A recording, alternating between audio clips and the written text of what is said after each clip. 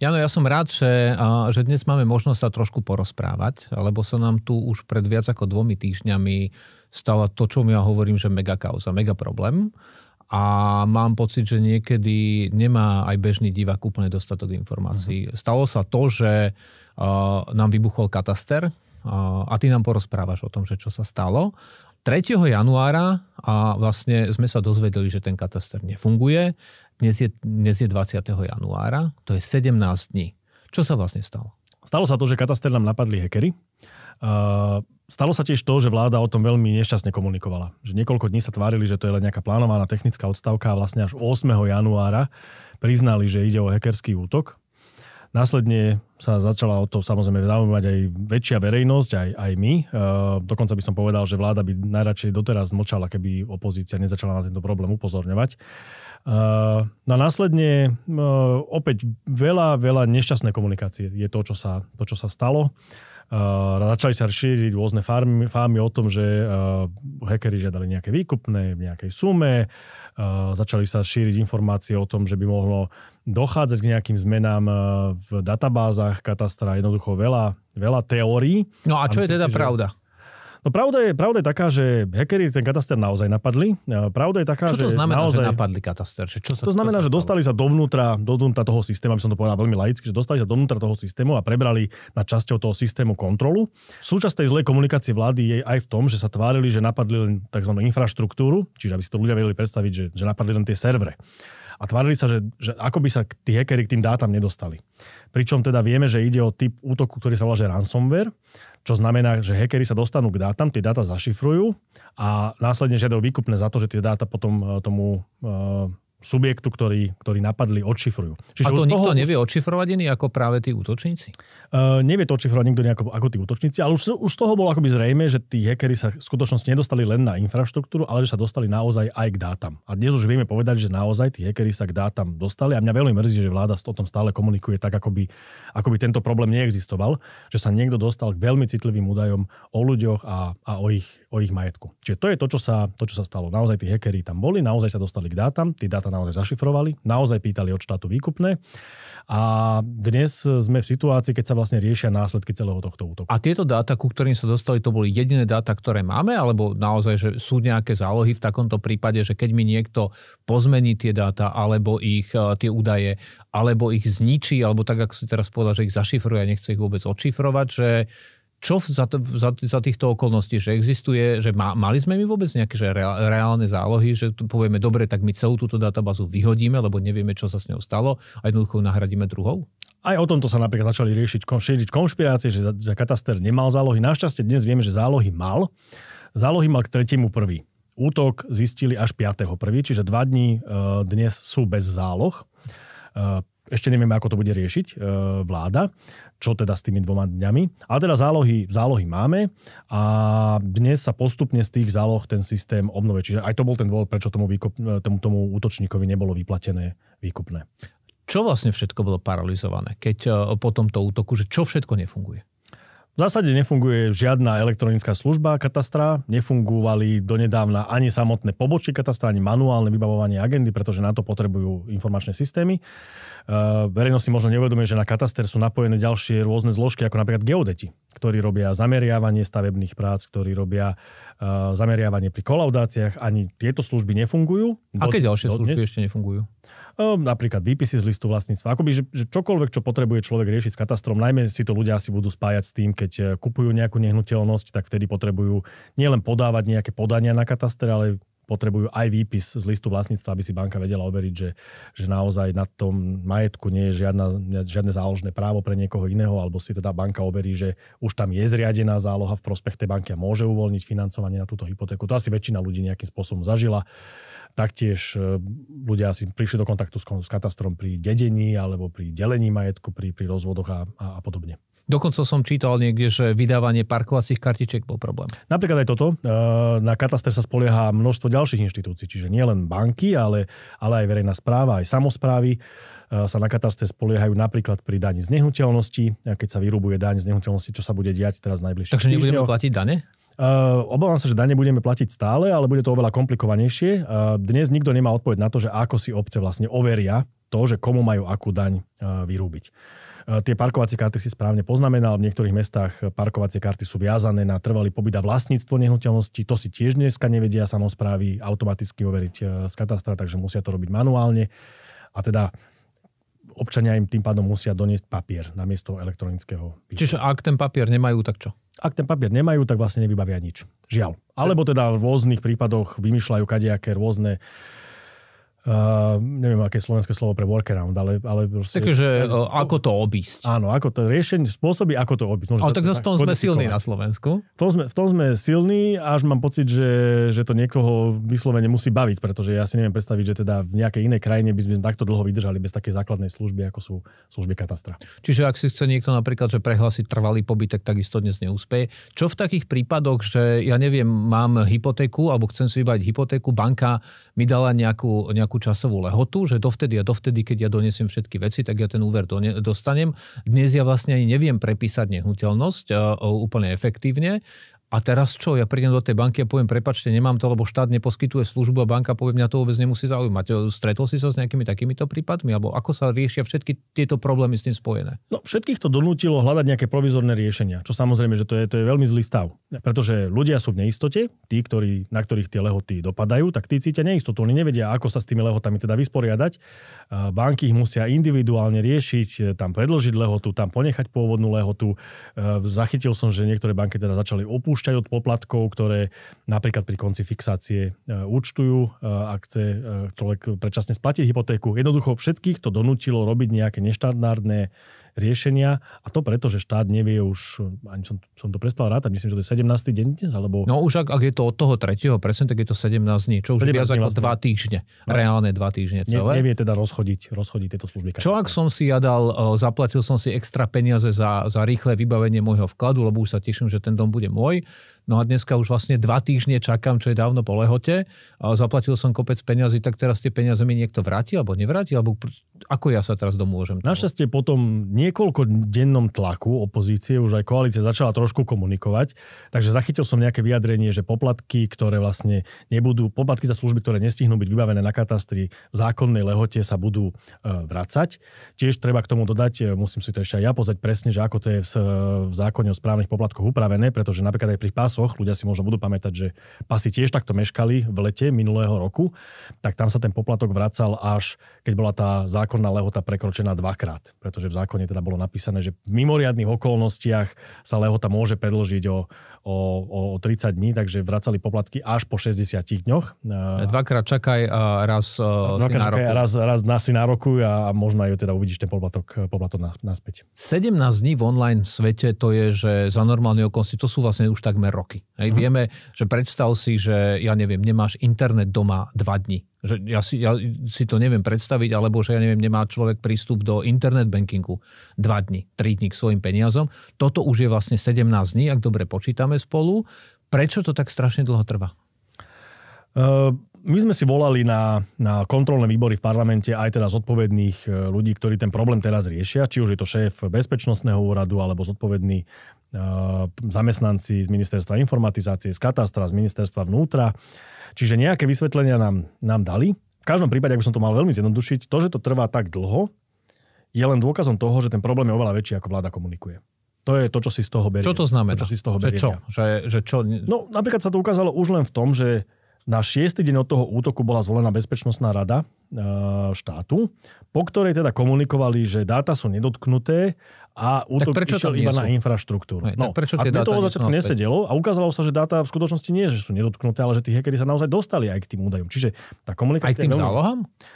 To nevieme, či aj k tým zálohám. Každopádne vieme, že sa dostali k údajom a tie údaje sú veľmi citlivé. A ešte možno aj to by som tak povedal, že to nejde len o údaje. Kataster neeviduje len tie údaje, ktoré vy verejne vidíte, keď si kliknete na portál. Ale čo napríklad je tam? Sú tam napríklad údaje o tom, aká bola cena tej nehnuteľnosti, ktorú ste kupovali alebo predávali. Sú tam údaje z rôznych notárskych zápisníc, z exekučných konaní, kompletné rozhodnutia súdov, napríklad keď sa rozdeľuje vlastníctvo manželov, tak tam sú kompletné aj detaily o tom, ako si rozdelili starostlivosť a deti, že extrémne citlivé údaje, ktoré sa na katastri A toto všetko vlastne sa dnes môže dostať, že von, hej? Áno. Potenciálne áno. Dnes nevedia predstavitelia štátu garantovať, že časť tých údajov, ku ktorým sa hackeri dostali, nevytiahli von. A to je podľa mňa obrovský problém. Dobre, ale toto nie je ten dôvod, že prečo ešte to nie je celé online, lebo ja si predstavujem a môžem byť like, tak si a zoberme si taký jednoduchý príklad telefónu. Stratíš telefón. Hej. Mal si svoje kontakty zalohované niekde v kontaktoch online, mal si svoje fotky pravdepodobne niekde na cloude.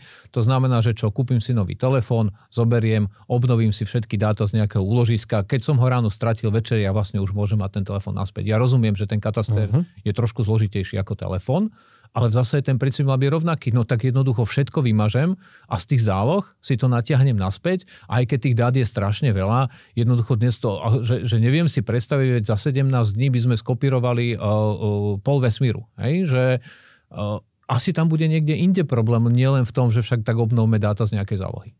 Áno, ten problém podľa mňa, z toho, čo som zistil na parlamentných výboroch, má viacero rovín. Za prvé, áno, máš pravdu, nedá sa to porovnať s telefónom. Rozsah dát katastra je približne 2000 terabajtov. Čiže to je naozaj obrovský rozsah dát, ktoré musia nejakým spobom oživiť, keď to tak poviem laicky. Tak dobre, ale ľudia si sťahujú dnes filmy, však sme proti tomu, oficiálne povieme, ale tie veľakrát majú obrovské gigabajty. A ide to veľmi rýchlo pri dnešnej infraštruktúre, ako to nemôže trvať 2,5 týždňa. Z toho, čo vieme, tak vieme aj to, že aj časť tej infraštruktúry museli nahradiť. Je to kombinácia rozsahu tých dát, je to kombinácia sofistikovanosti toho útoku. To neboli žiadni amatéri a podľa toho, čo vieme, tak to bol naozaj veľmi sofistikovaný útok, ktorý naozaj spáchal veľké škody na tom katastri. A podľa mňa je to aj kombinácia toho, čo sa teda ukázalo byť nepravda, keď sa tvárili predstavitelia vlády, že k dátam sa nedostali. Jednoducho k dátam sa tí útočníci dostali a teraz musia na katastri preverovať integritu tých dát. Integritu to znamená, že musia preverovať, či sú správne, či neboli náhodou pozmenené.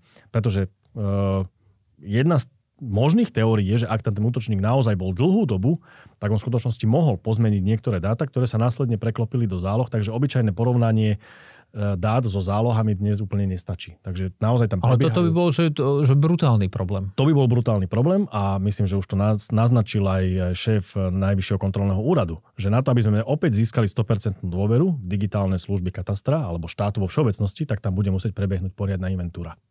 No tak toto je jednoznačné a to si trošku aj mňa trošku vystrašil, lebo vlastne máš pravdu, že my môžeme mať zálohy, ale pokiaľ tam niekto bol dlhodobo, či vlastne my už aj tie zálohy máme poškodené, takže sa naozaj len teraz ukáže, keď sa to jedného dňa obnoví a zatiaľ stále nevieme kedy, že vlastne aká tá škoda reálne veľká je. Každopádne 2,5 týždňa bez konania, respektíve bez obnovenia tej služby hovorí, že tento problém nie je len taký jednoduchý a nie je to iba otázka obnovy dát. Úplne súhlasím a keď sa to obnoví, tak sa obávam, že to zase spadne, lebo si tam všetci budeme chcieť kliknúť a overiť si, či stále ešte vlastníme dom, ktorý sme vlastnili pred 2 týždňami. A ty si spomínaš na nejaký iný prípad, hoci kedy v histórii a ty sa koniec koncov v tejto oblasti pohybuješ veľmi dlho, kedy by viac ako 2 týždne nefungovala nejaká digitálna služba? Priznám sa, že nie.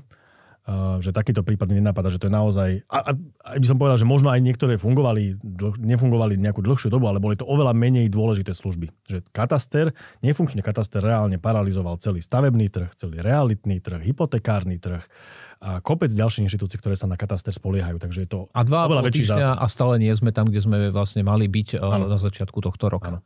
A každý deň máme správu, že sa nejaký kataster otvára, že už sa nejaký úrad otvoril. Dokonca myslím, že zo včera bola správa, že už aj v Bratislave sa niečo otvára.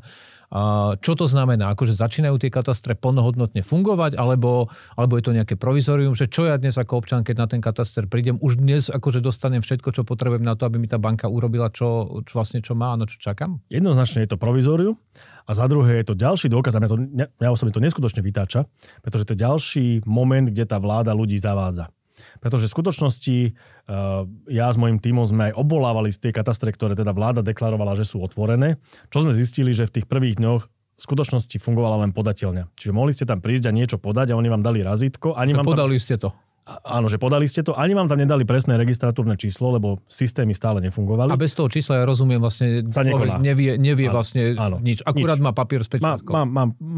Tak zbavil som sa svojho papiera a dali mi papier s pečiatkou, že som tam nejaké papiere nechal. A netušíme, čo sa deje tam, keďže nevieme, či vôbec ten systém funguje. Čiže pre mňa tá kľúčová služba je, že kedy sa ľudia reálne vedia dostať k výpisu z listu vlastníctva. Zoberme to ako taký exemplárny príklad. No funguje to tak 50-50. Hej, my priebežne sme si obvolávali tie katastre, ktoré vláda hovorila, že už sú otvorené. Koncom minulého týždňa to bolo asi tak, že 50% stále iba podateľne, 50% už aj vydávali výpisy z listu vlastníctva. Priznám sa, neviem, ako to je dnes, ale príde mi naozaj smutné, že toto musíme robiť my ako poslanci, alebo bežní ľudia, že tí ľudia tiež sú v brutálnej neistote, že vlastne si musia obvolávať katastre, aby zistili, či má zmysel tam vôbec chodiť. Hej, a či presne tak, že ktorý úrad funguje, ktorý nefunguje, a kde dostaneš len pečiatku, a kde dostaneš aj výpis z listu vlastníctva. Mne to príde ako taká úplne umelá snaha o nejaký marketing, že ideme teraz predstierať, že katastre fungujú a zbytočne tým tých ľudí iba frustruje tá vláda. Že potom tam tí ľudia prídu, lebo sa potešili, že funguje kataster, zistia, že nič nevybavia, tak naštvaní odchádzajú domov, že ešte tá vláda oklamala. Ja nerozumiem tomu, že prečo nedokážu hovoriť naozaj pravdu, že otvárame tieto katastre, kde bude fungovať podateľňa, na týchto už vybavíte aj LVčko a na týchto už fungujeme ako pred útokom. No mne to príde tak, že asi nevedia. A že kde čo vybavíš, lebo keby nevedia si pomôcť. Áno, ale to už sa mi páči, že vieš, to máš také ako pobočky, že ja neviem, že s automechanikmi, že tu len prezúvame, tu meníme olej a tu robíme proste aj dôležitejšie veci a tu máš, že tu máme len otvorené, tu už dostaneš pečiatku a tu dokonca už dostaneš aj nejaký dokument naspäť, že ti niečo vyťahneme z databázy, lebo ju máme k dispozícii. No, alebo si predstav, že máš autoservis, kde donedávna robili všetko a teraz ti zrazu povie šéf toho autoservisu, že chvíľu sme nefungovali, ale už opäť fungujeme. Ty tam dojdeš a oni zistia, že no fungujeme síce, ale že zoberieme vaše auto a zatiaľ vám nevieme povedať, že čo s ním je, kedy vám ho dáme naspäť, tak. Ale tu máte potvrdenie, že ste ho tu nechali. Alebo vám dolejeme vodu do ostrekovača, ale to je tak všetko. Áno. No, aký je tvoj tip, kedy toto začne fungovať? Ja naozaj si netrúfnem tipovať v tomto štádiu, že myslím si, že to budú ešte týždne, ak nie mesiace, kým sa reálne dostaneme akože k plnohodnotnému fungovaniu katastra. To je digitálna služba, veď tá databáza by tu mala byť, už dávno tu mala byť. No a súvisí to aj s tým, že aj na výboroch, niektoré informácie, ktoré sme dostali, boli vo vyhradenom režime, takže nemôžem o nich hovoriť verejne, ale opakujem, že tá situácia je naozaj vážna a preto si myslím, že to nebude také ľahké riešenie. A myslím si, že ešte prídeme na veci, ktoré veľa ľudí akoby nahnevajú alebo znížia ich dôveru v štát. No nemáš veľa dobrých správ, tak teda a čo do budúcna, že už tento prúser sa obrovský stal, môžeme asi konštatovať, že vlastne minimálne tento úrad nemal žiadny systém krízový, že keď sa takéto niečo stane, ty vieš, on to má aj taký odborný názov, že my sme to v NATO volali Business Continuity Planning, to znamená, že plánovanie na to, aby vlastne výkon tých funkcií pokračoval aj za krízového stavu. Zjavne na tomto úrade nič takéto nemali, osobitne nie pre takúto situáciu. Ako my môžeme si byť istí, že teraz naše ostatné údaje sú v bezpečí? Máme občianske preukazy, máme pasy, máme rodné listy, máme matriky, máme naše zdravotné údaje dnes už online. Ako je zvyšok infraštruktúry na tom? Máme o tom nejakú informáciu? Máme informáciu zo správ o stave kybernetickej bezpečnosti MBU, z ktorých vyplýva, že verejná správa je na tom najhoršie zo všetkých možných sektorov. Sektormi myslím energetika, bankovníctvo a tak ďalej. Čiže sme na tom zle. Čiže máme sa bať aj o tie údaje v tých ďalších databázach? Ja si myslím, že ani nie tak kvôli tomu hackerskému útoku. Hej, že treba byť objektívny, že hackerský útok sa vždy môže stať. Ale ja si myslím, že tá dôvera veľmi poklesne, najmä kvôli tomu, ako nešikovne táto vláda komunikuje, ako zavádza ľudí, ako im nehovorí celú pravdu, že to je podľa mňa oveľa väčšie negatívum pre dôveru ľudí v inštitúcie a vôbec, že digitálny štát. Takže my aj v parlamente budeme vyzývať vládu, aby nám bezodkladne predložila správu o tomto útoku, čo sa dialo, aké opatrenia sa prijali. Taktiež sa budeme pýtať, aké opatrenia sa prijali v štáte, aby sme aspoň v krátkodobom horizonte predišli podobným útokom. Čiže čo sa teraz, zvýšila sa nejaká pohotovosť, alebo aké opatrenia sa spravili, aby sme ochránili ďalšie systémy štátu. No a po tretie, aké sú nejaké systémové dlhodobé opatrenia na zvýšenie kybernetickej ochrany krajiny. No nemáš pre nás vlastne veľa dobrých informácií a veľa, akože by som povedal, že pozitívnych, lebo ja rozumiem, že však správa je fajn, ale správa mi LVčko nevyťahne. Zo systému ani sa tam online neprihlásim, ani mi tá správa nevydá parkovaciu kartičku, takže naozaj dnes to najjednoduchšie riešenie zjavne je, že aby najjednoduchšie v úvodzovkách, aby sa obnovila služba. A tu, ako hovoríš, tiež nie si úplne veľký optimista, keďže máme 2,5 týždňa od problému, od jeho vzniku a teda my ešte stále vôbec nemáme to, čo by sme mohli nazvať, že naozaj funkčný systém. Ešte poviem jednu pozitívnu vec, lebo vidím teda, bral som to tak, že mám hovoriť pravdu, tak mrzí ma, že pravda je taká deprimujúca, tak poviem jednu pozitívnu, čo sa dá hneď spraviť. Hneď sa dá spraviť to, že začne vláda hovoriť pravdu. To sa dá spraviť hneď. Že to by som hneď im odporúčal, že teda začnite od zajtra hovoriť naozaj pravdu a celú Nech pravdu. sa ľudia vedia pripraviť. Aby ľudia vedeli, ako na tom naozaj sme, koľko to ešte bude trvať tá obnova, či nejaké dáta naozaj unikli z katastra, aké dáta, aké citlivé údaje to boli, čo sa s tým ide robiť.